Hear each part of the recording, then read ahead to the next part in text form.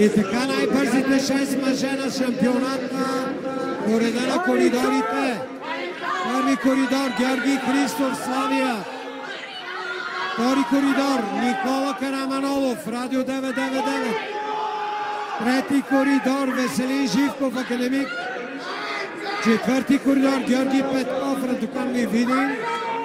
Пети коридор Христо Илиев, Михаил Желев, Сливен. И в шести коридор Венелин Камборов от Локомотив Пловдив.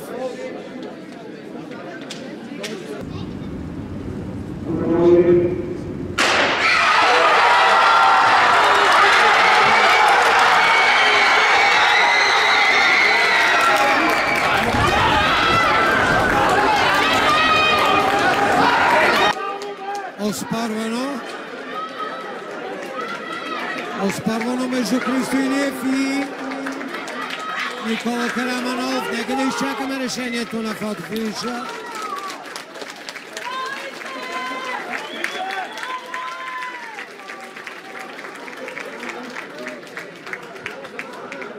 Моля за награждаване Пламена Миткова, Кристина Доканова, Рая Димитрова за награждаване.